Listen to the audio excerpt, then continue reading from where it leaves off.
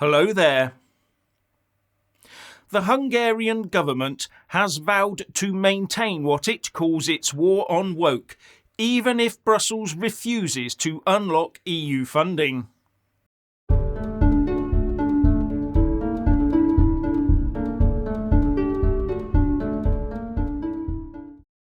Now, if you haven't already done so, please do subscribe and then like and comment below.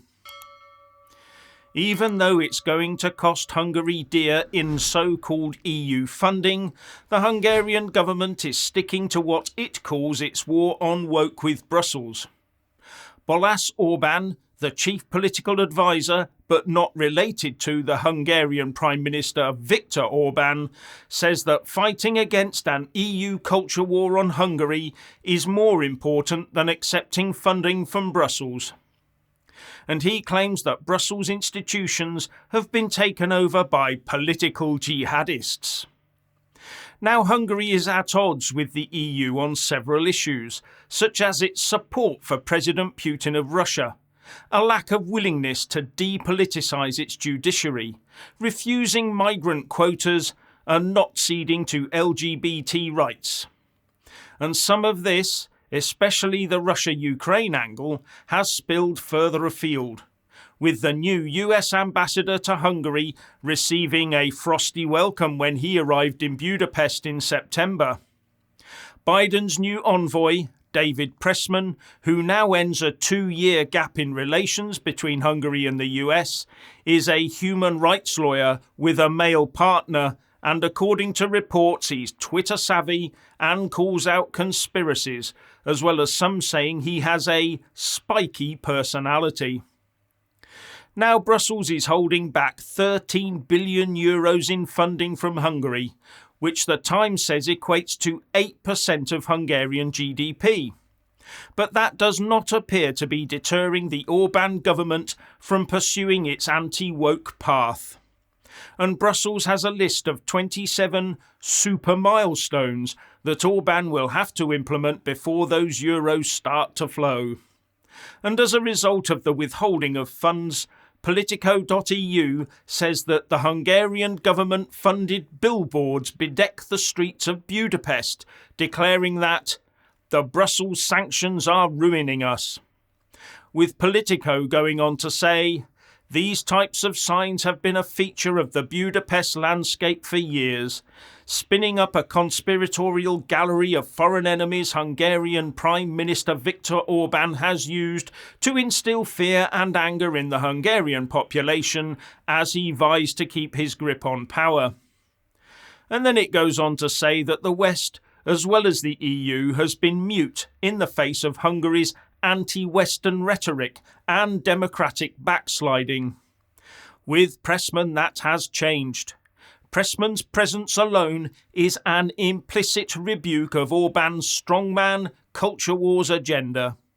Pressman is a human rights lawyer, has a male partner, and has worked closely with George Clooney, a totem of the Fox News caricatured Hollywood liberal elite.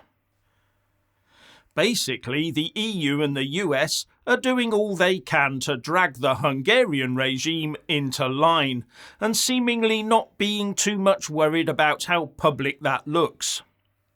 But if anyone had hoped for a positive outcome, BalkanInsight.com says that any hopes for a honeymoon period for Pressman in Hungary were quickly dashed, as the new ambassador immediately found himself the target of not-so-friendly fire from the country's pro-government media.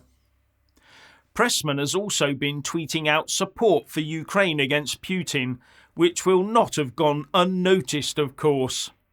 And when Viktor Orban tweeted out that a Trump second term would make US-Hungarian relations great again, Pressman replied with Hungary facing economic challenges and Vladimir Putin's war on its doorstep, the time for a great US-Hungarian relationship right now.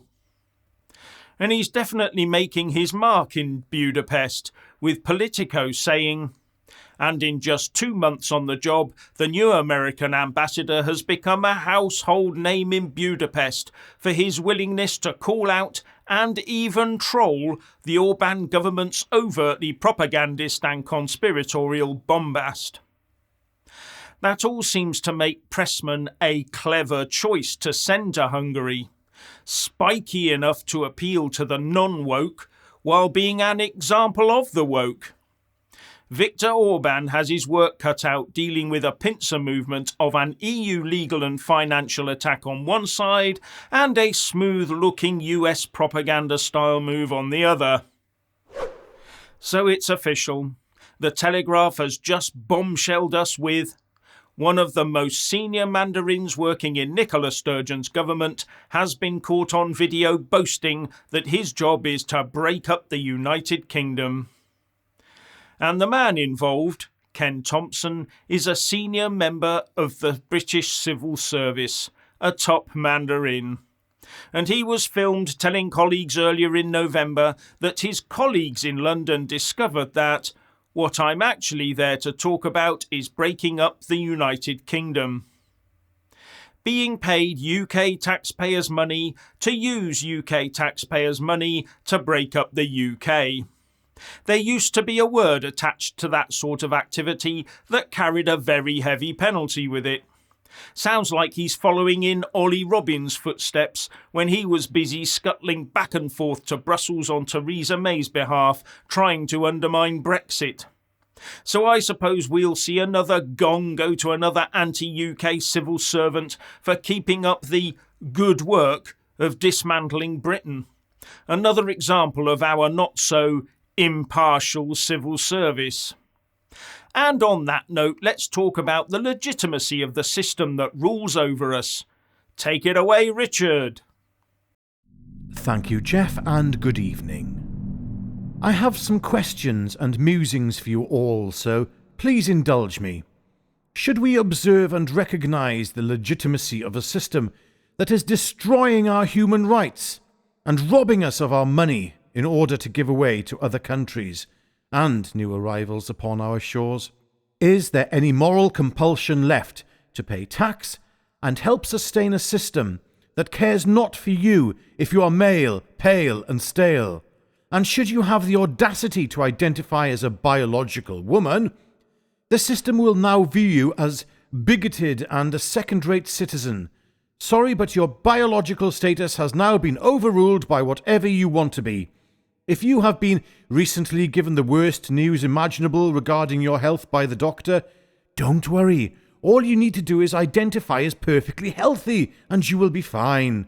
And if you are underqualified for a job with a huge pay packet and you really want that job, don't worry. Just identify as being highly qualified and as having straight A's in your GCSEs, A-levels, and have a first in the degree of your choice. And hey presto, you will be promptly attending that job interview. Never has there been such a time of opportunity for people. If only they could see the exciting age we now live in, where you can be anything you want to be, and the state will recognise your right to be it. Back to point. For how much longer should we recognise and play our part in a society that doesn't value the rights of those that identify as, let's say, a Christian, whose gender is, say, dictated by their biological status assigned from birth?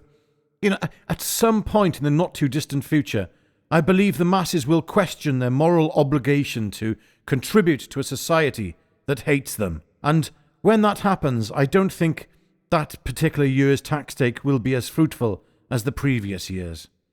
Back over to you, Jeff. Thank you, Richard. And finally, when subscribing, please don't forget to press that little bell and also select the all option, or you won't get any notifications when I publish a new video. And thank you all so much for taking the time to watch the show.